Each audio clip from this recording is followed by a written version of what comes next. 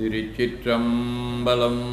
உலகெலாம் உணர்ந்தோதற்கரியவன் நிலவுலாவிய நீர்மழி வேணியன் அழகில் சோதியன் அம்பலத்தாடுவான் மலசிலம்படி வாழ்த்தி வணங்குவாம்.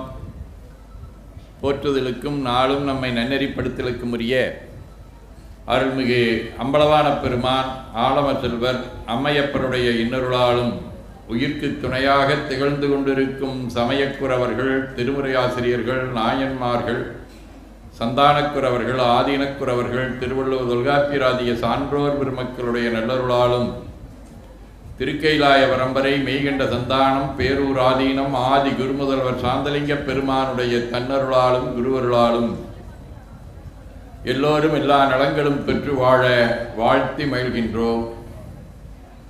சைவமும் தமிழும் தலை தோங்கக்கூடிய சிறப்பு மிகுந்த இந்த இலங்கை மண்ணிலே அதனுடைய தலைநகராக திகழ்ந்து கொண்டிருக்கும் நம்முடைய இந்த கொழும்பு மாநகரிலே மிகச்சிறப்பான முறையிலே இத்தகைய நல்ல நிகழ்வுகளை எல்லாம் ஒருங்கிணைத்து நடத்தி கொண்டிருக்கக்கூடிய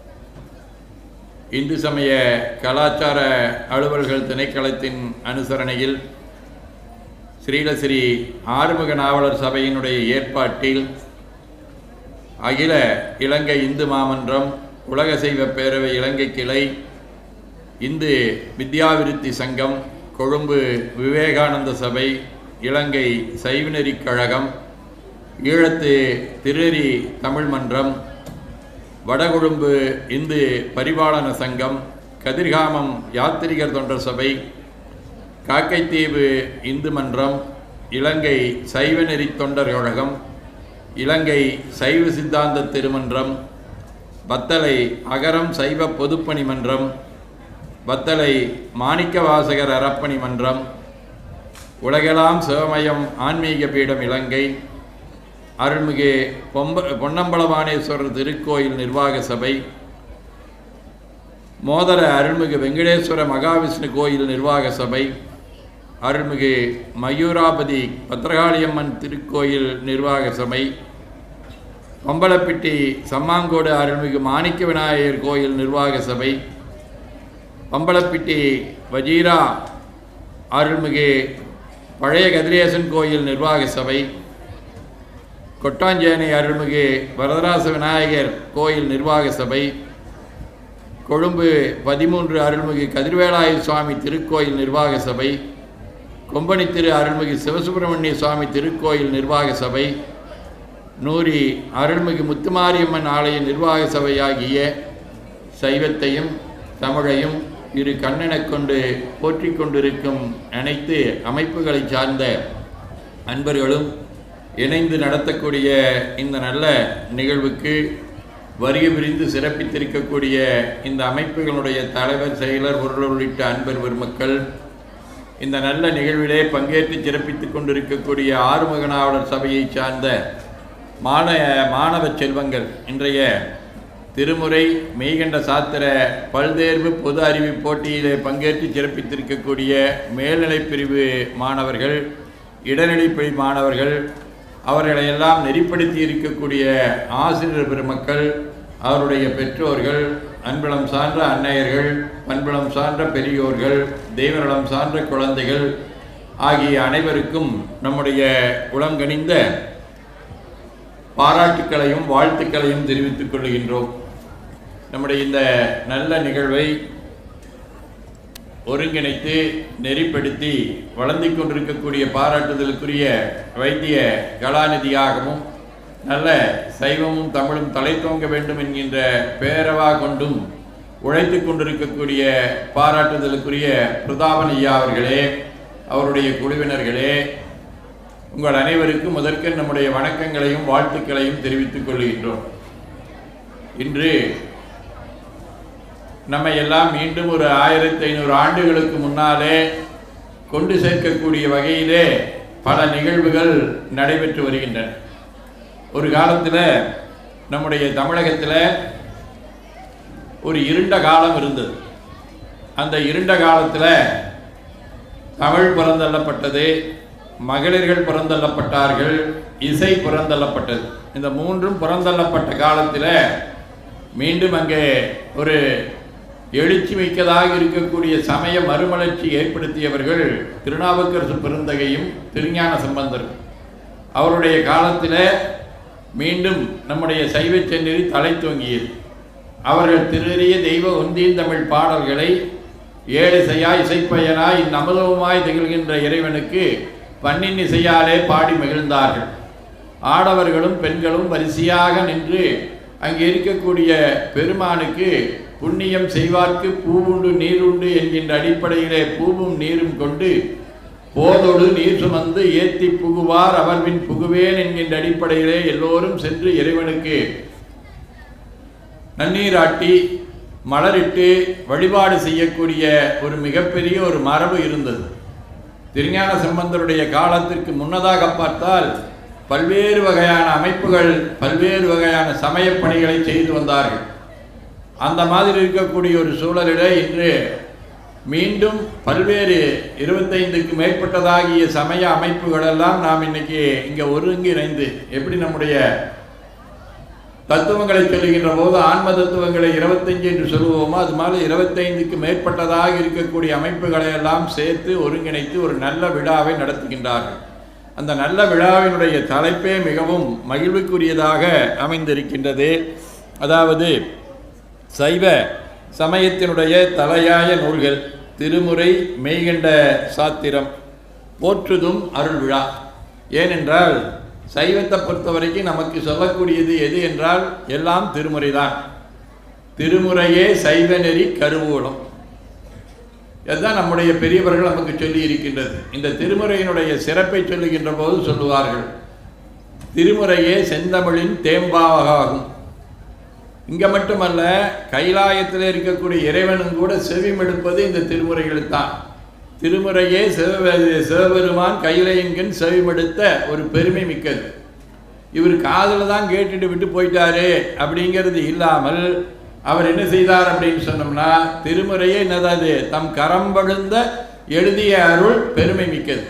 அவர் என்ன செஞ்சார், தில்லையிலே மணிவாசகர் சொல்ல சொல்ல தன்னுடைய கைப்பட எழுதி வைத்து கொண்ட ஒரு பெருமை மிக்கது. இது மட்டுமல்ல, யாரோ ஒருத்தர் சொல்கிறாங்க, நாம் அதை கேட்டு எழுதினோம் என்கின்ற பெருமை மட்டும் இருந்துவிடக்கூடாது என்பதற்காக 11ஆம் திருமுறையிலே ஒரு பாடலையும் அருளிய பெருமைக்குரியது. இத்தனை பெருமையும் எதற்கும் இல்லை, நம்முடைய திருமுறைக்கு மட்டும்தான் இருக்கிறது. அத்தகைய திருமுறையை நாம் போற்ற வேண்டும் என்பதற்காக நம்முடைய சைவ நூல்களிலே தலைமையாக இருக்கக்கூடிய இந்த திருமுறை நூல்களை நாம் போற்ற வேண்டும். ஏன் நாம் திருமுறை நூல்களை போற்ற வேண்டும் என்று சொன்னால், இறைவனாலேயே அருளி செய்யப்பட்ட பெருமைக்குரியவை நம்முடைய திருமுறை நூல்கள். இப்போ உங்களுக்கெல்லாம் கேள்வித்தாள் வினாவைதிகள்லாம் நடத்தினாங்க. அந்த கேள்வித்தாள்லையோ அல்லது நாம் அறநெறி பாடசாலையிலையோ அல்லது பள்ளிக்கூடத்தில் சமய வகுப்பு நடக்கின்ற போதோ நமக்கு என்ன கேட்பாங்க அப்படின்னு சொன்னால், திருமுறை ஆசிரியர்கள் எத்தனை பேர் அப்படின்னு கேட்பாங்க. திருமுறை ஆசிரியர்கள் எத்தனை பேர் அப்படின்னு சொன்னால் நாம் என்ன சொல்லுவோம், உடனே 27 பேர் அப்படின்னு சொல்லி நாம் சொல்லுவோம். இது ஒரு மரபுக்காக சொல்லக்கூடியது. ஆனால் இந்த 27 பேரும் ஒரே ஒருத்தராலே எழுதுவதற்குண்டான கருவிகளாக செயல்பட்டவர்கள் என்பதை நம்முடைய திருஞான சம்பந்தர் சொல்றார். இந்த 12 திருமுறையும் யார் அருளி செய்தது அப்படின்னு சொன்னால், சிவபெருமானே அருளி செய்தார். இங்கே மாணவர்களாக நிறைய பேர் இருக்கிறீங்க. நாம் என்ன செஞ்சிருப்போம், வீட்டில் எழுதுவதற்கு பல்வேறு வகையான எழுத்தாணிகளை வைத்திருப்போம், எழுது கலன்களை நாம் வைத்திருப்போம், பென்சில் வச்சிருப்போம். அது பல வண்ணங்கள் இருக்குது, பச்சையாக இருக்கும், சிவப்பாக இருக்கும், பல வண்ணங்களில் இருக்கும். அதே மாதிரி பேனா இருக்கும், அதில் குமிழ் பேனா என்று சொல்லக்கூடிய பால் பாயிண்ட் பேனா இருக்கும், அது இல்லைன்னா மையூத்தி எழுதக்கூடியதாக இருக்கக்கூடிய பேனா இருக்கும். இப்படி நிறைய பேனாக்கள் இருக்கும். எத்தனை பேனாவில் நீங்கள் எழுதுனீங்கனாலும் கடைசியில் ஒரு கடிதம் எழுதுறீங்க, யாராவது ஒருத்தருக்கு எழுதுகின்ற போது என்ன பண்ணுவீங்க, கடைசியில் இதை எழுதியது யார் அப்படின்னு சொல்லி போனாலோ அல்லது அந்த கடிதத்தை நீங்கள் எந்த பேனாவில் எழுதுனீங்கன்னு கேட்க மாட்டாங்க, யார் எழுதுனீங்க அப்படின்னு தான் கேட்டு அங்கிருந்து வந்து உங்களுக்கு அவர்கள் தேவையான உதவியை செய்வார்கள். அதே மாதிரி தான் இந்த திருமுறைகள் என்று சொல்லக்கூடியவை இறைவனாலேயே அருளை செய்யப்பட்டவை. இதை நான் சொல்லலை, திருஞான சம்பந்த பெருமான் சொல்லுகின்றார். நான் இந்த மாதிரி தோடுடைய செவியன் அப்படின்னு சொல்லி பாடத் தொடங்கிவிட்டேன், பலாயிரக்கணக்கான பாடல்களை பாடியிருக்கின்றேன். இதெல்லாம் நான் பாடியது அல்ல, இவையெல்லாம் இறைவனுடைய உரை என்பதை அவரே இளம்பையங்கோட்டூர் பதிகத்திலே நமக்கு சொல்லிட்டு போறார். ஏனாதுரை தனதுரையாக. நான் யாரு? ஒரு பேனா மாதிரி, ஒரு பென்சில் மாதிரி. ஆனால் யார் இது எழுதுறாங்க? இறைவனே என் மூலமாக வந்து எழுதுகின்றார்கள். எப்படி ஒரு பேனாவோ பென்சிலோ நான் இந்த கவிதையை எழுதினேன், இந்த கட்டுரையை எழுதினேன்னு பெருமைப்பட்டு கொள்ள முடியாதோ, அது மாதிரி இது எழுதினது அந்த ஆதியும் அந்தவம் இல்லாத அரும்பெரும் சோதியாக இருக்கக்கூடிய இறைவன் என்பதை நாம் உணர்ந்து கொள்ள வேண்டும். ஆகவே அத்தகைய சிவபரம்பொருளை போற்றக்கூடிய வகையிலே இருக்கக்கூடிய திருமுறைகள் அனைத்தும் எம்பெருமானாலேயே அவர் உள் நின்று உணர்த்த அருளச் செய்யப்பட்ட பெருமைக்குரியவை. அது மட்டுமல்ல, இந்த திருமுறைகள் என்பவை சிவபெருமானுக்கு மிக உகந்தவை. சிவபெருமானை பற்றி போற்ற பாடக்கூடிய நூல்கள் மிக பழங்காலம் தொட்டு நம்முடைய தமிழ் நெறியிலே இருந்திருக்கின்றன. பல ஆழிப்பேரலை போன்று இருக்கக்கூடியவற்றின் காரணமாக அழிந்து போவதற்குண்டான வாய்ப்புகளும் அமைந்திருக்கின்றன. அதே மாதிரி அந்த தமிழ் நூல்களை அடித்து பிற நூல்கள் இருந்திருக்கின்றன. வேதங்கள் இருந்திருக்கின்றன, இதிகாசங்கள் இருந்திருக்கின்றன, உபநிடதங்கள் இருந்திருக்கின்றன. இவற்றையெல்லாம் எத்தனையோ நூல்களிலே எத்தனையோ இடங்களில் நாம் பார்க்கின்றோம். இத்தனையும் இருந்தாலும் கூட இறைவனுக்கு உகந்தது எது என்று பார்க்க வேண்டும். நம்ம ஒரு மன்னர் இருக்கிறாரு அப்படின்னு சொன்னால் அந்த மன்னருக்கு வேண்டியவங்க நிறைய பேர் இருப்பாங்க. அவரை சூழ்ந்து நிறைய பேர் இருப்பாங்க. அமைச்சர்கள் இருப்பார்கள், தளபதிகள் இருப்பார்கள், ஆலோசகர்கள் இருப்பார்கள். இத்தனை பேர் இருந்தாலும் கூட அவருக்கு அவர் மேலே இருக்கக்கூடிய ஒரு அன்பினை செலுத்தக்கூடிய வகையில் அவர் யார் மேலே அதிகமாக அன்பு செலுத்துவார்னா அவருடைய குழந்தையின் மேலே அதிகமான அன்பை செலுத்துவார். ஏன்னா அதுதான் அவருடைய வாரிசாக, அவருடைய வெளிப்பாடாக சொல்லக்கூடியது. அது மாதிரி சிவனுக்கு எத்தனையோ பாடல்களை எல்லாம் போற்றக்கூடிய வகையில் இருந்தாலும் கூட அவற்றை எல்லாம் பார்க்கின்ற போது அந்த பாடலை நம்ம படித்து பார்த்தோம்னா சிவபெருமானை நீங்கள் போற்றி வழிபாடு செய்ய வேண்டும், கொஞ்ச நேரம் அவருடைய காட்சியை காண வேண்டும் என்று சொன்னால் என்ன செய்யணும்? ஒன்று போய் காட்டில் போய் உட்கார்ந்து குகையில் தவம் செய்ய வேண்டும்.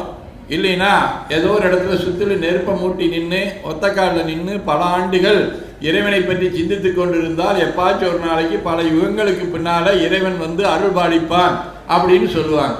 ஆனால் நம்முடைய திருமுறைகளை கேட்பதற்காக இறைவன் மிக வேகமாக விண்ணிலே இருந்து விண்பளித்து மண்புகுந்து நம்ம எல்லாம் ஆட்கொள்வான் என்பதுதான் நம்முடைய அருளாளர்கள் காட்டி இருக்கக்கூடிய நெறி. இங்கே பாருங்கள், நமக்கு இங்கே இருக்கக்கூடிய ஒரு சின்ன குழந்தை, அந்த குழந்தை அவங்க அப்பாவோடு சேர்ந்து கோயிலுக்கு போகுது. அவங்க அப்பா அங்கே இருக்கக்கூடிய குளத்திலே நீராடுகின்றார். அப்போ அந்த குழந்தை அழுகின்றது. அந்த குழந்தை அழுத உடனே அங்கே கைலாயத்தில் இருக்கக்கூடிய பெருமானுக்கு அது கேட்குது. கேட்ட உடனே உமையம்மை கிட்ட சொல்லி இந்த குழந்தை பக்குவமுடைய குழந்தை, இதுக்கு ஞானப்பால் கொடு என்று சொல்லக்கூடிய அளவுக்கு கருணையே வடிவமாக இருக்கக்கூடிய இறைவன் நம்முடைய இறைவன். அப்போ கொடுத்த அந்த ஞானப்பால் தான் நமக்கு இத்தனை பதிகங்களாக திருக்கடை காப்பு என்று சொல்லக்கூடிய தேவார பதிகங்களாக நமக்கு கிடைத்திருக்கின்றது. அது மட்டுமல்ல, ஒருவருக்கு நல்ல பாரம்பரியமாகவே சைவ குடும்பத்தில் வந்தவர். அப்படி வந்தவர் அவருடைய சூழல் காரணமாக நல்ல பல தத்துவங்களை அறிந்து கொள்ள வேண்டும் என்று அங்கேயும் இங்கேயும் போகிறார். போன இடத்திலேயே தங்கி விடுகின்றார். அவருடைய தங்கைக்காக மீண்டும் அவருடைய தமக்கையாருடைய வேண்டுதலினுடைய வண்ணம் இறைவன் அவருக்கு சூழநோயை கொடுத்து இங்கே தடுத்தாட்கொள்கின்றார். இன்னொருத்தரே நமக்கு திருப்பாட்டை நெல்கியதாக இருக்கக்கூடிய சுந்தரமூர்த்தி சுவாமிகள், அவரை தடுத்தாட்கொள்ள வேண்டும் என்று சொன்னால் அதற்காக வேண்டி ஒரு எளிய அந்தன வடிவம் வேடம் கொண்டு இங்கே வந்து அவருக்கு பல்வேறு வகையில் ஒரு திருவிளையாடல்களை எல்லாம் செய்து வெளிப்படுத்திய பெருமை. யார் இறைவன்? ஆதியும் அந்தமும் இல்லாத இறைவன், பெரிய கடவுள், கல்விக்கெல்லாம் கடவுளாக திகழ்ந்து கொண்டிருக்கக்கூடியவர் நான்முகன், காத்தல் தொழிலுக்கு கடவுளாக திகழ்ந்து கொண்டிருக்கக்கூடியவர் திருமால். இவங்க ரெண்டு பேரும் தேடி தேடனாதவர்கள். அன்னமாய் விசும்பு பறந்து அயந்தேட அஞ்ஞனே பெரியனி சிறிய என்னையாள் விரும்பி என்மனம் புகுந்த எளிமையை என்றும் நான் மறக்குகிறேன். முன்னம் மால் அறியா தன்மையிலே இருக்கக்கூடிய பெருமான் என்று சொல்லி நம்முடைய திருமுறைகள் போட்டு அந்த மாதிரி இருக்கக்கூடிய வகையில் இருக்கக்கூடிய இறைவன் என்ன செய்கிறாரு? ஒரு அடியாரை தடுத்தாட்கொள்ள வேண்டும் என்பதற்காக ஒரு எளிய அந்தணனாக வந்து திருவெண்ணெய்நல்லூரில் போய் அங்கே இருக்கிறவர்களோடு வாதாடி சுந்தரரை ஆட்கொண்டார் என்றால் அவருடைய பெருமை என்ன என்று பார்க்க வேண்டும். அது மட்டுமல்ல, மாணிக்க வாசக பெருந்தகையை ஆட்கொள்ள வேண்டும் என்பதற்காக பல பணிகளை செய்கின்றார். ஒன்று குதிரை சேவகனாக வர்றார். ஏன்னா மற்றவரெல்லாம் காண முடியாதாக இருக்கக்கூடிய ஒரு இறைவன் அந்த குதிரையின் மேலே குதிரை சேவகனாக வருகின்றான். அவன் உலகத்திற்கெல்லாம் அமுதளித்து கொண்டு உயிர்களுக்கெல்லாம் உணவூட்டி கொண்டு இருக்கக்கூடிய பெருமான் அங்கே வயதான ஒரு கிழவியாக இருக்கக்கூடிய அந்த பாட்டியினுடைய அது உதிர்ந்து போன புட்டு, நல்ல புதுசாக செஞ்சதில்லை, எல்லாம் செஞ்சு விற்று போட்டு போனது முன்னால் சாதாரணமாக இருக்கக்கூடிய உதிர்ந்த புட்டுகளுக்கு ஆக வேண்டிய அதை உண்டு. அதுக்கு பின்னால் அங்கே போய் நமக்கு பிட்டுக்காக வேண்டி அந்த மண் சுமந்த பெருமைக்குரியவன்.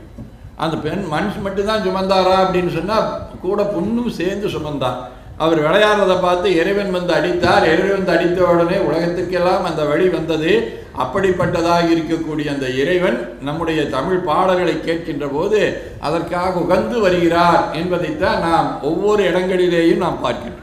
திருஞான சம்பந்தருடைய வரலாற்றில் நாம் பார்த்தோம் அப்படின்னு சொன்னோம்னா, அங்கே சடையாயிடுமால் பதிகம் திருமருகளில் பாடுகின்ற போது உடன்போக்கு போன ஒரு தலைமகனுக்கு அரவு தீண்டியதுனால அவரே வந்து அங்கே இருக்கக்கூடிய அந்த எளிய முறையில் இருந்து அவர்களை மீண்டும் உயிர்ப்பித்து கொடுத்தார். அது மட்டுமல்ல, நமக்கு மயிலாப்பூரில் வந்து ஒரு எலும்பை பெண்ணாக மாற்றிய ஒரு அற்புதத்தை செய்து கொடுத்தார். அதே மாதிரி திருநாவுக்கரசருடைய வரலாற்றில் பார்த்தோம் என்று சொன்னால், அவர் அங்கே நம்முடைய திங்களூரில் அப்பூதடிகளுடைய மகனை அரவு தூண்டியவனை எடுத்துக்கொண்டு போய் திருப்பழனத்திலே போய் மீண்டும் அங்கே அவரை உயிர்ப்பித்து கொடுத்தார். அதே இறைவன் என்ன செய்தார் அப்படின்னு சொன்னால், நம்முடைய கொங்கு நாட்டில் இருக்கக்கூடிய அவிநாசியில் ஒரு மிகப்பெரிய அற்புதத்தை செய்தார். என்னன்னா, அதெல்லாம் கூட நம்ம மற்ற வீட்டு குழந்தைங்க, அங்கே அவிநாசியில் இருக்கக்கூடிய குழந்தை அங்கேயே வழிபாடு செய்யக்கூடியவருடைய குடும்பத்தை சேர்ந்த குழந்தை. அந்த குழந்தையை எப்பொழுது முதலில் விழுங்கியதோ அப்பொழுதே மீட்டெடுக்க முடியவில்லை. ஆனால் சுந்தரர் பல ஆண்டுகள் கழித்து அங்கே போய் வேறொன்னு சொல்லவே இல்லை. கரைக்கால் முதலையை பிள்ளை துறை சொல்லு காலனையே, அந்த முதலைகிட்ட சொல்லி நீங்கள் அந்த பிள்ளையை மீண்டும் தர வேண்டும் என்று கேட்டுக்கொண்டார். அந்த குழந்தை வந்தது. குழந்தை வந்த பின்னரும் இந்த ஆண்டு இப்பொழுது அது இருந்தால் எப்படி இருக்குமோ அது மாதிரி கொண்டு வந்து சேர்த்த பெருமை. இதெல்லாம் நம்முடைய திருமுறைகளுடைய பெருமை. அந்த திருமுறைக்கு மேலே நமக்கு ஒன்றும் இல்லைங்கிறதுனால தான் நம்முடைய பெரியவங்க என்ன சொல்லிட்டாங்க, அதுதான் கருவூர். அரசனுடைய அரசவையில் இருக்கக்கூடிய செல்வங்கள் எல்லாம் எங்கே இருக்கோ அப்படின்னு சொன்னால் கருவூலத்தில் தான் இருக்குது. அது மாதிரி நம்முடைய சைவத்தில் இருக்கக்கூடிய அனைத்து வகையான நலங்களும் எங்கே இருக்கும் என்று சொன்னால் திருமுறைகளிலே தான் இருக்கும். அந்த திருமுறையை தவிர நாம் போய் வேறொரு முறையை நாம் போய் மேற்கொள்ள வேண்டியதில்லை என்பதை அழகாக இங்கே மருத்துவர் அவர்கள் இங்கே குறிப்பிட்டார்கள். அதில் நமக்கு திருமுறையே நமக்கு எல்லாம் கொடுக்கும். அந்த மாதிரி இருக்கக்கூடிய திருமுறையில் இருக்கக்கூடியவர்கள் சமயப்பணியை காட்டுகின்றார்கள், சமுதாய பணியை காட்டுகின்றார்கள், இறைவனுடைய பெருமையை காட்டுகின்றார்கள். கடை கட்டி கடலில் போட்டாலும் கூட நம்ம வேற அதை பற்றி நினைக்க வேண்டியதில்லை. கல்துணை பூட்டியோர் கடலில் பாய்ச்சினும் நல்துணை ஆவது நமசிவாயம். நமக்கு துணையாக இருக்கக்கூடியது அந்த திருவைந்தெழுத்து என்பதை உணர்த்தி காட்டிய பெருமைக்குரியவை நம்முடைய திருமுறைகள். அந்த திருமுறைகளை நாம் போற்ற வேண்டும். திருமுறைகளை கொண்டே நமக்கு தேவையானதெல்லாம் நாம் செஞ்சுக்கலாம். நாம் பார்க்குறோம், நம்முடைய திருமணத்தை பற்றி அவர்கள் சொல்லுகின்ற போது சொன்னார்கள், திருநெறிய தெய்வ ஒந்தியின் தமிழாலே நம்முடைய வாழ்வியல் அருளியல் நிகழ்வுகளை எல்லாம் நிகழ்த்துகின்றோம், நடாத்துகின்றோம் என்று சொல்லக்கூடிய செய்தியை சொன்னார்கள். அந்த இதற்கு ஏன் நாம் சொல்கிறோம் அப்படின்னு சொன்னால், திருமுறைகள் மந்திரங்களாக திகழ்ந்தவை, மருந்திவை மந்திரங்களவை என்று போற்றக்கூடிய வகையில் இருப்பவை நம்முடைய திருமந்திரங்கள். அத்தகைய திருமுறைகளை ஓதினால் நம்முடைய வாழ்க்கைக்கு ஈக பர சுகம் என்று சொல்லக்கூடிய அனைத்தும் நமக்கு கிடைக்கும். அதனால தான் நாம் பெரியவங்க என்ன செய்கிறாங்க அப்படின்னு சொன்னால், மிகப்பெரிய ஒரு பண்டிதர்னா நாமெல்லாம் இப்போ நாம் ஆகமம்னு சொல்கிறோம். இந்த ஆகமத்தை பற்றி தெரிந்தவர்கள் மிக குறைவு. ஆகமத்தினுடைய அடிப்படையிலே நம்முடைய வழிபாடுகளை செய்யக்கூடியவர்கள் நம்ம அதற்கு படியில் செய்கிறோமா அப்படின்னு சொன்னால் ஒரு கேள்விக்குறி. ஆனால் இன்னொருத்தர் இருந்தார், அவர் ஒரு ஆகமம் அல்ல, 28 ஆகமங்களையும் முற்றிலும் அறிந்தவர். அவருக்கு பேரே என்னென்ன, சகல ஆகம பண்டிதர்னு பேர். அப்போ அவருடைய சீடர் ஒருத்தர் வந்து அவர்கிட்ட கேட்குறாரு, எனக்கு குழந்தை இல்லை, ரொம்ப நாளாக திருமணம் ஆச்சு, ஆகவே நான் என்ன செய்யறது அப்படின்னு கேட்குறாரு. அப்போ அவர் வேறையான அவர் சொன்ன மாதிரி தேவையில்லாத பரிகாரங்களை நோக்கி அவர் நீங்கள் போங்க அப்படின்னு சொல்லி அவர் ஒன்றும் சொல்லலை. எளிமையாக செய்கிறாரு. அவங்க வீட்டில் அந்த காலத்தில் இப்போ இருக்கிற புஸ்தகம் இருக்கிற மாதிரி இல்லை. அந்த காலத்தில் ஓலைச்சுவடி இருக்கும். அந்த ஓலைச்சுவடியில் ஒரு கயிறை சாத்தி பார்க்குறாரு. கயிறை சாத்தி பார்த்தான உடனே திருவெண்காட்டு பதிகம் வருகின்றது. திருவெண்காட்டு பதிகம் வந்தான உடனே அவர் சொல்கிறாரு, நீங்கள் 2 பேரும் இந்த மாதிரி போய் திருவெண்காட்டில் இருக்கக்கூடிய முக்குள நீரில் நீங்கள் நீராடி இறைவனை வேண்டிக் கொண்டு வாருங்கள், உங்களுக்கு குழந்தை பிறக்கும்னு சொன்னார். அவர் சொன்னது கேட்டு அவங்க எல்லாம் போய் செஞ்சாங்க. செஞ்சதுனால சாதாரண குழந்தை பிறக்கல, ஞான குழந்தையாக கிடைத்தது. அவர்தான் மெய்கண்டார் என்று சொல்லக்கூடியவர். அப்படி ஒவ்வொன்றுக்கும் நம்முடைய திருமுறைகள் நமக்கு துணையாக இருக்கின்றன. வேற ஒன்று நாடி போகணுங்கிறது இல்லை. நல்ல குழந்தை செல்வம் வேண்டும் என்று சொன்னால் நாம் அதை செய்யலாம். இல்லை நல்ல மனவாழ்க்கை வேண்டும் என்று சொன்னால் முதல்ல சொன்ன திருமுறைகள் பதிகத்தை ஓதினோம் என்று சொன்னால் நல்ல மனவாழ்க்கை அமையும். திருவண்ணாமலையிற்று குழந்தை பேற்றுக்காக நாம் வழிபாடு செய்கின்றோம். குழந்தை பேற்று காரணமாக வயிறு வாய்த்திருக்கின்றது. அந்த பிரசவம் நல்லா நடக்கணும். அதுக்கு இறைவனே அங்கே தாயாக அந்த மகப்பேற்றை பார்த்திருக்கின்றான். இன்னைக்கும் போனோம்னா திருச்சியில் இருக்கக்கூடிய இறைவனை கும்பிட்றோம். அந்த இறைவனுக்கு ஏன் அந்த பேர் வச்சிருக்காங்க தாயுமானவர் அப்படின்னு சொன்னா, காவிரி நதியினுடைய அந்த பக்கத்தில் அம்மா இருக்கிறா, இந்த பக்கம் மகள் இருக்கிறா. அந்த மாதிரி சமயத்தில் அந்த குழந்தைக்கு வயிற்று வழி வருகின்றது, பிரசவ நேரத்தில் வழி வருகின்றது. அப்போ அந்த அம்மா வரோன்னு போய் பார்க்குறா, காவிரி ஆற்றுல வெள்ளம் பெருகி ஓடுது. என்ன பண்ணுறதுன்னு தெரியாமல் அங்கே இருக்கக்கூடிய தாயுமானவரை நினைந்து அழுது கொண்டிருக்கின்றார். அப்போது இந்த பொண்ணுக்கிட்ட இறைவனே அம்மா வடிவத்தில் போகிறாரு. அவர் பிரசவமெல்லாம் பார்த்துட்டு வந்துட்டார். இந்த அம்மா தண்ணியெல்லாம் வத்தின பின்னால் போன போது, அம்மா எப்படி இருக்கிற நல்லா இருக்கான்னு கேட்டபோது, நீ தானம்மா பிரசவமே பார்த்த அப்படின்னு சொல்கிறார். அப்போ தான் தெரியுது இறைவனே அன்னையனுடைய வடிவத்திலே பார்த்திருக்கின்றார். அந்த இருக்கின்றது. ஒரு பக்கம் நோய், அந்த நோய் கொல்லிமலவனுடைய பிள்ளைக்கு ஒரு நோய் வந்தது அப்படின்னு சொன்னால் அந்த நோயை போக்குவதற்கு திருமுகப்பதிகங்கள். அதே மாதிரி கூன்பாண்டியனாக இருந்த பாண்டிய நாட்டில் மிகப்பெரிய மன்னன். அந்த மன்னனுக்கு அந்த கூனை போக்கக்கூடியதாக இருந்த அந்த நோயை போக்கியது நம்முடைய திருமுறை. மந்திரமாவது நீரே என்று சொல்லக்கூடிய திருமுறை. வெறும் நமக்கு இந்த மாதிரி அற்புதங்களை மட்டும் செய்யல. ஒரு ஊரில் பஞ்சம் வந்தது. அந்த பஞ்சம் வந்தாங்கன்னா அந்த பஞ்சத்தை கண்டு எல்லாரும் ஓடினார்கள். ஆனால் 2 பேர் அந்த ஊரை நோக்கி ஓடினார்கள். மற்றவங்கெல்லாம் ஊரை விட்டு வெளியூர் போனாங்க. ஆனால் 2 பேர் அந்த ஊருக்கு போனாங்க. அதில் ஒன்று திருஞான சம்பந்தரும் திருநாவுக்கரசரும். அங்கே போனாங்க, கடவுள்கிட்ட வேண்டினாங்க. கடவுள் நாளும் ஒவ்வொரு நாளைக்கு ஒரு பொற்காசு கொடுத்து அங்கே இருக்கக்கூடிய அடியார்களுக்கு அன்னம் பாடித்தார்கள். எவ்வளவு கருணை மிக்கதாக இருக்கக்கூடிய இறைவன். அப்போ அந்த இறைவனை நாம் எது கேட்டாலும் கொடுப்பான் என்பதை என்னுடைய அடிப்படையிலே தான் நம்முடைய திருமுறையில் இருக்கின்றன. திருமுறையை மட்டும் நல்லா பிடிச்சிட்டோம்னா போதும். திருமுறையே நமக்கு எல்லா வகையான வளங்களையும் நல்கும். அதுக்காக வேற ஒன்றை போய் நம்ம பார்க்கணுங்கிற தேவையில்லை. மூலமாக இருக்கக்கூடிய ஒன்று அந்த இறைவனுடைய திருவருள். அந்த மூலமாக இருக்கக்கூடிய சிவபரம்பொருள் தான் எது மாதிரி அப்படின்னு சொன்னால் ஒரு மின்சார மாட்டான். ஒரு மின்சாரம் என்று சொல்லக்கூடியது 2 கம்பியில் வருது. வரக்கூடிய அந்த கம்பியில் வரக்கூடியது தான் நமக்கு என்ன விடுது, இங்கே வெளிச்சத்தை கொடுக்குது. நான் பேசுறது கொஞ்சம் பெருக்கி ஒளிபெருக்கியாக உங்களுக்கு சத்தத்தை பெரிதுபடுத்தி கொடுக்கின்றது. இந்த புழுக்கமாக இருக்குது, மேலே இருந்து காத்தாத்து கொடுக்குது. இத்தனையும் வரக்கூடியது இதுதான், அந்த மின்சாரம் தான். அது மாதிரி நமக்கு என்ன வேணும்? நல்லா படிப்பு வேணும், நல்ல மனவாழ்க்கை வேணும், நல்ல குழந்தை செல்வம் வேணும், தொழில் நல்லா இருக்கணும், நோயற்ற வாழ்வாக இருக்கக்கூடிய வகையில் நம்முடைய வாழ்க்கை இருக்க வேண்டும் என்று சொன்னால் நாம் திருமுறைகளையே ஒரே பிடிப்பாக பிடிச்சிக்கணும். அதுதான் நமக்கு பிற நம்ம இதிகாசங்கள் போன்றவை கூட சொல்கிறாங்க. அந்த பாஞ்சாலிக்கு முதல்ல முழுமையான நம்பிக்கை வரல. கடைசியில் கண்ணனே எனக்கு எல்லாம் அப்படின்னு சொல்லி கையை தூக்கி மேலே பிடிச்சிட்டா அவனுடைய அந்த துகிலை கொடுத்து கொண்டே இருந்தான். அது மாதிரி நாம் திருமுறையே எனக்கு போதும் என்கின்ற அடிப்படையிலே திருமுறையை நோக்கி நம்ம மேலே நாம் அதையே பற்றுக்கோடாக கொண்டோம் என்று சொன்னால் நமக்கு திருமுறைகள் எல்லா நலங்களையும் நல்கும். இந்த திருமுறையினுடைய சாரங்களாக திகழ்பவை தான் நம்முடைய 14 சாத்திரங்கள். நாம் எல்லாம் நினைக்கிற மாதிரி ஏதோ ஒரு நூலிலே இருந்து மொழிபெயர்க்கப்பட்டது அல்ல. இது 12 திருமுறைகளுடைய சாரமாக திகழும். அதைத்தான் நம்முடைய திருவாரூரை ஆதீனம் கூட அது தனியாக ஒரு நூலாக போட்டிருக்கிறாங்க. எப்படி திருஞான சம்பந்தருடைய அந்த முதல் திருமுறையினுடைய சாரமாக முதல் பாடல் இருக்கின்றது அப்படின்னு சொல்லி, அவனவள் அதிகனும் அவைவை முனவியின் தோற்றி இறுதியே ஒடுங்கி மலத்துள்ளதாம் அந்தம்மாதி என்மனார் உழவர் அப்படிங்கிறதுக்கு அது எப்படி எடுத்துக்காட்டாக இருக்குதுங்கிறதுக்கு வரிசையாக சொல்கிறார். இதே மாதிரி 8ஆம் திருமுறைக்கு போனால் ஐம்புல வேடரின் அயந்தனைன்னு சொல்லுவாங்க. அப்படி சொல்லக்கூடியது பார்த்தீங்கன்னா 8ஆம் திருமுறையாக இருக்கக்கூடிய திருவாசகத்தினுடைய சாரமாக அது இருக்கும். 12வது சூத்திரத்துக்கு போகிறோம். செம்மலர் நொந்தாள் சேரலொட்டா அம்மலங்கழி அன்பருடுமரி மாலரணேயமும் மலிந்தவர் வேடமும் ஆலயம் தானும் அரணனத்தொழுமே. இதெல்லாம் பார்த்தீங்கன்னாலே தெரியுது. அப்படியே திருமுறையினுடைய நம்முடைய பெரிய புராணத்தினுடைய சாரமாக இருக்கின்றது. பெரிய புராணம் என்ன சொல்லுது? குரு, லிங்க, சங்கமம், இந்த 3ஐயும் தான் பற்றுக்கோடாக கொண்டிருக்கின்றது.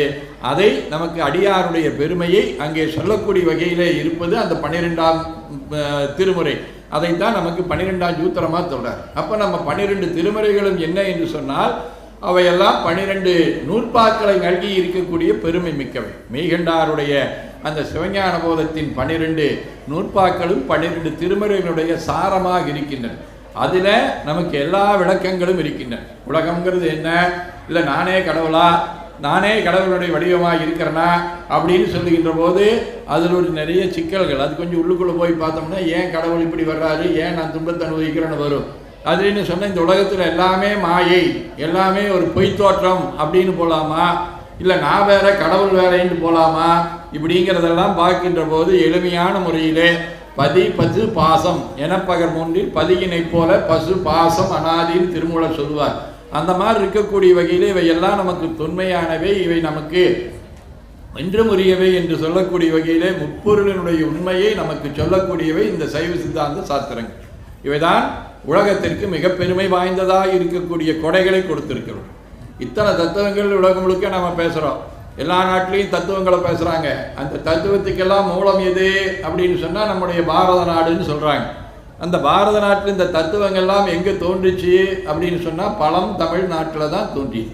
திருஞான சம்பந்தரையே ஒரு ஞான குழந்தையாக ஒரு தெய்வத்தினுடைய வடிவமாக நினைத்தவர் வேதாந்த மரபை அல்லது அத்வைத மரபை தோற்றுவித்த சங்கரன். திருஞான சம்பந்தருக்கு மிக பிற்காலத்தில் சொல்லக்கூடிய ஒரு கொள்கை. அவருக்கு கொஞ்ச நாள் கழித்து இன்னொருத்தர் வந்தார். அவர் யாரு அப்படின்னு சொன்னால் மத்துவர். அந்த மத்துவர் என்று சொல்லக்கூடியவர் துவைதம் என்று சொல்லக்கூடிய ஒரு நூலை கொடுத்தார். அவருக்கு பின்னால நம்முடைய சைவ சமய திருமுறைகள் காலத்திலேயே தோன்றிய அந்த திவ்ய பிரபந்தங்களை அடிப்படையாக கொண்டு ஒரு தத்துவ கொள்கையை விசிஷ்டாத்வைதம் என்று ஏற்படுத்தியவர் ராமானுஜர். நம்முடைய பாரம்பரியம் மிக்கது மிக பழமையாக தொல்காப்பியர் காலம் தொட்டு இருக்கக்கூடியது நம்முடைய சைவ சித்தாந்தம். மொத்த உலகத்தில் மிகப்பெரிய தத்துவங்கள் என்றால் இந்த 4 தான்: அத்வைதம், துவைதம், விசிஷ்டாத்வைதம், அதற்கு மேல் இருக்கக்கூடிய சைவ சித்தாந்தம். இந்த 4 தத்துவங்களையும் இந்த உலகத்துக்கு தந்த பெருமை நமக்கு இருக்கின்றது. அதிலே பழமையான தத்துவம் நம்முடைய சைவ சித்தாந்தம். அந்த சைவ சித்தாந்தத்தை சொல்லக்கூடியது தான் இந்த மெய்கண்ட சாஸ்திரங்கள். அப்போ நாம் எதை போற்றணும்? நம்முடைய வாழ்க்கைக்கு, வழிபாட்டுக்கு, தோத்திரங்களுக்கு போற்ற வேண்டியவை திருமுறைகள். தத்துவ விளக்கத்திற்கு எப்பொழுதெல்லாம் நமக்கு அறியாமையில் நம்மை வந்து சூழுகின்றதோ அங்கே அறிவு சுடரை ஏற்றுவதற்கு போற்ற வேண்டியவை நம்முடைய சைவ சித்தாந்த சாஸ்திரங்கள். அந்த 2ஐயும் போற்ற வேண்டியது தான் நம்முடைய கடப்பாடாக இருக்க வேண்டும். மற்றதெல்லாம் தானாக வந்துடும். முதல்ல சொன்ன மாதிரி மூலமாக இருக்கக்கூடிய ஒரு பொருள் இருந்து விட்டது என்று சொன்னால் அது நமக்காக வேண்டி எல்லாம் கொடுக்கும். ஒரு சிவலிங்கத்தை எடுத்து பார்த்துட்டிங்கன்னா அந்த சிவலிங்கத்தில் எல்லா தெய்வங்களும் இருக்கின்றன. அந்த தெய்வங்கள்லாம் வந்து ஒவ்வொன்றா வந்து நாம் சொல்லிட்டோம்னா சிவனை வழிபட்டோம்னா போது பாக்கியெல்லாம் வந்துடும். அதாவது நல்ல நம்மிடத்தில் திறமை இருக்கிறது என்று சொன்னால் ஒரு நாட்டினுடைய மன்னனாக இருப்பார். அவரை போய் நம்ம பிடிச்சிட்டு அவரை பிடிச்சிட்டா போதும். அங்கே இருக்கிற தளபதி நம்மக்கிட்ட வருவார், அமைச்சர் நம்மக்கிட்ட வருவார், மற்ற இருக்கக்கூடியவர்கள் வருவார்கள், படையாட்கள் வருவார்கள். நாம் என்ன நினச்சிக்கிறோம்? அந்த பரம்பொருளாக இருக்கக்கூடிய ஆதி மந்தம் இல்லாமல் இருக்கக்கூடிய அற்புத கோலம் நீடிய கற்பனை கடந்த சோதியாக இருக்கக்கூடிய இறைவனை விட்டு போட்டு இங்கே கீழே இருக்கக்கூடிய பரிவாரங்களை அங்கே இருக்கக்கூடியவர்களை எல்லாம் நம்ம பிடிச்சிட்டு இருக்கிறோம். அவரை பிடிச்சா நமக்கு அதுக்காக வேண்டி இவங்க எல்லாம் செய்வாங்க. அந்த அடிப்படையில் தான் நம்ம பெரியவங்க சொன்னாங்க, சிவனோடு ஒக்கும் தெய்வம் தேடினும் இல்லை. ஆகவே நம்முடைய இந்த திருமுறைகளும் சாத்திரங்களும் போற்றக்கூடிய தெய்வமாகிய சிவபெருமானை நல்ல முறையிலே போற்ற வேண்டும் என்கின்ற அடிப்படையிலே அருமையான இந்த கூட்டத்தை ஏற்பாடு செய்திருக்கின்றார்கள். நல்ல நிறைய செய்திகளை அவர்கள் நம்முடைய ஆதீனத்தை பற்றியெல்லாம் சொன்னார்கள். இந்த சாத்திர மரபில் வருவதுதான் கடைசி 4 பேர்: மெய்கண்டார், மறைஞான இந்த அருணந்தி சிவம், மறைஞான சம்பந்தர், உமாபதி சிவம். உமாபதி சிவத்தினுடைய சீடர் அருணம சிவாயர், அவருடைய சீடர் சித்தர் சிவபிரகாசர், அவருடைய சீடர் தான் திருவாடுதுறை ஆதீனத்தினுடைய ஆதி குருமர்களும் நமசிவாய மூர்த்திகள். அங்கே ஒரு சமயத்தில் சைவ வைணவ குறைவாக இதுக்கான காழ்ப்பு காரணமாக நம்முடைய அம்பலவான பெருமானுடைய கோயிலை பூட்டி வைத்து விட்டார்கள். அதை மீட்டெடுப்பதற்காக அவர் வேலூர் போகிறாரு. அப்போ காலையில் சிவபூஜை செஞ்சால் உடனே இறைவன் சொல்கிறார், நீ உன்னுடைய பெட்டகத்திலே இருக்கக்கூடிய லிங்கத்தை அங்கத்திலே அணிந்து செல் என்று சொல்லுகின்றார்கள். அப்படி நம்முடைய சைவ சித்தாந்த மரபில் ஆதி சிவபிரகாசரால் நெறிப்படுத்தப்பட்டது நம்முடைய சைவ சித்தாந்த வீர சைவம். அவருடைய நல்ல தத்துவத்தை உணர்ந்து திருவண்ணாமலையில் ஒரு ஆதீனத்தை தர்றாரு. திருச்சிக்கு பக்கத்தில் துறையூர் என்று சொல்லக்கூடிய ஒரு ஊர். அங்கே ஒரு ஜமீன்தார் இருக்கிறாரு. அந்த ஜமீன்தார் என்ன பண்ணுறாருன்னா, அதில் 2 பேர் அண்ணன் தம்பிகா. தம்பி தன்னுடைய சொத்தையெல்லாம் நமக்கு அதை எழுதி கொடுத்துட்டு நானே உன்னுடைய இதாக வருகிறேன் என்று சொல்லி அந்த நம்முடைய ஆதி சிவப்பிரகாசருக்கு அந்த துறையூரிலேயே மிகப்பெரிய ஒரு ஆதீனத்தை ஏற்படுத்துகின்றார். அந்த ஆதி சிவப்பிரகாசருடைய சீடர் தான் சாந்தலிங்க பெருமான். அவர் கொலை மறுத்தல், வைராக்கிய சதகம், வைராக்கிய தீபம், அபிரோத உந்தியார் என்கின்ற 4 நூல்களை தருகின்றார். அவருடைய தவ ஆற்றலை கேள்விப்பட்டு பக்கத்தில் இருக்கக்கூடிய கன்னட நாட்டு மன்னர் சீடராக வருகின்றார். அவர்தான் குமாரதேவர், விருத்தாசலத்திலே மடம் அமைத்தவர். அவருடைய சீடர் தான் திருப்போரூரிலே இருக்கக்கூடிய அந்த கந்தசுவாமி கோயிலையும் ஆதீனத்தையும் ஏற்படுத்திய சிதம்பர சுவாமிகள். இப்படிப்பட்ட மரபு நம்முடைய மரபு. அதில் சாந்தலிங்க பெருமானுடைய காலத்தில் உங்களுக்கு நிறைய பேர் படிச்சிருப்பீங்க. ஒரு சோழ நாட்டு இளவரசி குதிரை முகத்தோடு வருகின்றார்கள். பல இடங்கள்லையும் போய் கேட்குறாங்க, இதுக்கு என்ன பண்ணுறதுன்னு. யாரோ என்னென்னவோ பரிகாரம் சொல்கிறாங்க, நீங்கள் அதையெல்லாம் செய்கிறாங்க, ஒன்றும் வரல. அப்போ சாந்தலிங்க சாமிகிட்ட கேட்கும்போது சொல்கிறார், நீ எதுவும் வேண்டியதில்லை, சிவனை நீ நல்ல முறையில் பிடிச்சிக்கோ. இங்கிருந்து ஈழ நாட்டில் போய் நகுலேஸ்வரம் என்று சொல்லக்கூடிய கீரிமலையில் இருக்கக்கூடிய தீர்த்தத்தில் மூழ்கி எழுந்தால் உனக்கு நலம் கிடைக்கும்ங்கிறாரு. அப்போ அதே மாதிரி அங்கே சிவனை வழிபட்டு அந்த அம்மா அழகான முகத்தை பெறுகின்றார்கள். அதைத் தொடர்ந்து அதற்கு பரிகாரமாக உருவாக்கப்பட்டதான் மாவிட்டபுரம் என்பது. அந்த மாவிட்டபுரம் இந்த 2 வர்றதுக்கு நம்முடைய அந்த காலத்திலேயே ஒரு 500-600 ஆண்டுகளுக்கு முன்னதாகவே நம்முடைய ஆதீனத்தோடும் இந்த இலங்கையோடும் ஒரு நல்ல ஒரு பிணைப்பு இருந்திருக்கின்றது. ஆறுமுக நாவலர் பல்வேறு சிறப்பான பணிகளை ஆற்றி இருக்கின்றார்கள். அதில் பதிப்பு பணி என்பது மிகவும் ஒரு முக்கியமான பணி. அந்த பதிப்பு பணியை செய்கின்ற போது சில நூல்களைத்தான் பதிப்பித்தார்கள். அதில் சாந்தலிங்க பெருமானுடைய 4 நூல்களையும் பதிப்பித்தார்கள். 1 முறை 2 முறை அல்ல, 5 முறை பதிப்புகளை எல்லாம் கொண்டு வந்தார்கள். அப்படிப்பட்ட ஒரு தொடர்பு இன்றும் நமக்கு தொடர்ந்து வந்து கொண்டிருக்கின்றது. அந்த தொடர்பின் காரணமாக நாம் இங்கெல்லாம் கூடியிருக்கின்றோம். அதே மாதிரி நம்முடைய மருத்துவர் அவர்கள் சொல்லுகின்ற போது ஒன்று சொன்னார், இந்த சமய தீட்சை என்று சொல்லக்கூடியதை நாம் எடுத்துக்கொள்ள வேண்டும். இளமையிலேயே அந்த சமய தீட்சையை எடுத்துக்கொள்ள வேண்டும். இந்த சமய தீட்சை அப்படின்னு சொன்னான்னே நம்முடைய மனசு எங்கெங்கேயோ போயிடும். ஒன்றும் இல்லை, ஒரு அடையார், இறைவனுடைய அடியார் என்பதற்கு ஒரு அடையாளமாக இருப்பது தான் இந்த சமய தீட்சை. இறைவனுடைய அடையாளம் இது சூளக்குறி. அந்த சூளக்குறி நம்மெல்லாம் பார்க்குறோம். பல நிறுவனங்கள் ஒரு கம்ப்யூட்டர் வச்சு அப்படியே வச்சு கம்ப்யூட்டர் வச்சுருந்தாரு. அதில் யாரோ ஒருத்தர் கடித்த மாதிரி இருக்கக்கூடிய ஒரு ஆப்பிள் பழத்தை போட்டு அந்த படத்தை பார்த்தோம்னா நம்ம என்ன சொல்லுவோம், அது ஐஃபோனாக இருந்தாலும் சரி, ஐபேடாக இருந்தாலும் சரி, கம்ப்யூட்டராக இருந்தாலும் சரி, எல்லாமே நின்றுவோம், இது ஆப்பிள் கம்பெனி சேர்ந்தது அப்படின்னு நாம் முடிவு பண்ணிக்குவோம். அது மாதிரி நம்முடைய திருமேனியில் எல்லா இடங்களிலேயும் அந்த சூளக்குறியை போட்டு விட்டோம் என்று சொன்னால் நாம் சிவனுடைய அடியார்கள் என்கின்ற அடையாளம். அந்த அடையாளத்தை நாம் பெறுவதற்கு இந்த சமய தீட்சை முக்கியம். அதில் ஒன்றும் பெரிய காரியம் இல்லை. 2வது, ஏன் இத்தனை இடத்துல திருநீர் வைக்கிறோம்னா, எங்கெங்கெல்லாம் நம்முடைய உடம்புல மூட்டுக்கள் எல்லாம் இணைகின்றனவோ அந்த இடங்கள் அதை வைக்கின்ற போது அந்த இறைவனை வெளிப்படுத்துவது என்பது ஒன்று. 2வது, அந்த மூட்டுக்களின் மூலமாக நமக்கு ஒரு பெரிய சக்தியையும் கொடுக்கின்றது. அந்த மாதிரி இருக்கக்கூடிய எல்லா இடங்களையும் முக்கியமாக எங்கெங்கெல்லாம் வைக்கிறோன்னு பார்த்தீங்கன்னா அது எல்லாமே நம்முடைய மூட்டில் இருக்கக்கூடிய அந்த ஜாயின்ஸ். அதுக்கு மேலே இந்த மந்திரத்தை நாங்களே சும்மா சொல்ல போதாதா அப்படின்னு சொன்னால் ஒரு ஹோமியோபதி மாத்திரை மாற சும்மா ஹோமியோபதி மாத்திரை வாயில் போட்டோம்னா இனிக்கும், அதோடு சரி. ஆனால் மருத்துவர் என்ன பண்ணுறாரு, அதுக்குள்ளே அந்த மருத்துவ திரவத்தை ஊற்றி கொடுக்குறாரு. அந்தந்த நோய்க்கு தகுந்த மாதிரி அந்தந்த பக்குவம் கிடைக்கிற மாதிரி அந்த குருவிடத்தில் போய் நம்ம அந்த உபதேசம் வாங்கிட்டோம்னா நமக்கு அந்த மந்திரத்துக்கு சக்தி கிடைக்கின்றது. இந்த மந்திரத்தெல்லாம் எடுத்துக்கிறோம், சமய தீட்சையெல்லாம் எடுத்துக்கிறோம், நாமெல்லாம் செய்ய முடியுமான்னு ஒன்றும் இல்லை. காலங்காத்தால் குளிக்க முடிஞ்சான உடனே அங்கே சாமி படத்துக்கு முன்னால் உட்கார்ந்து கொண்டு முதல்ல நாம் அந்த தீர்த்தத்தை புனிதமாக்கி அந்த திருநீரை எடுத்து எங்கெங்கெல்லாம் சொன்னாங்களோ அங்கே வச்சுட்டு அங்கே பரம்பொருளை நம்முடைய நெஞ்சில் இருத்தி குறைஞ்சது ஒரு 16 தடவை அந்த நாமத்தை சொல்லிட்டா போதும். மற்ற நேரத்தில் நாம் என்ன பண்ணலாம், தொடர்ந்து சொல்லிக்கொண்டே இருக்கலாம். அப்படி சுந்தரமூர்த்தி சாமி சொல்கிற மாதிரி நற்றவா உன்னை நான் மறைக்கினும் சொல்லும் நான் நம சிவாயவே சொல்ல சொல்ல அது சார்ஜ் ஆகிட்டே இருக்கும்.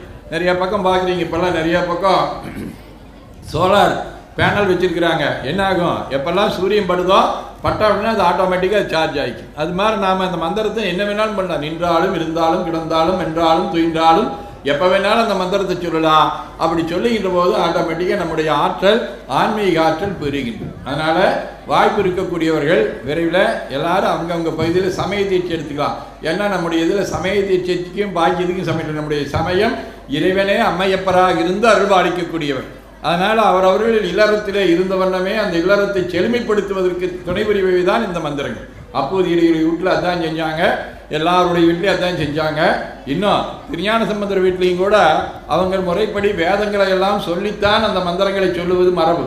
அந்த தீட்சையை கொடுப்பது மரபு. அப்போ சொன்னார், அதை விட பெருசு இது இருக்குதப்பா, வேதம் 4 மெய்ப்பொருளாவது நாதம் நாமம் நமசிவாயவேன்னு சொன்னார். சொன்ன பின்னால் அவர் அந்தையே சிறப்பாக சொல்லியிருக்கிறாரு. அதனாலே நாம் அந்த திருவைந்தெழுத்தை சமய தீட்சை எடுத்துக்கொள்ள வேண்டும்.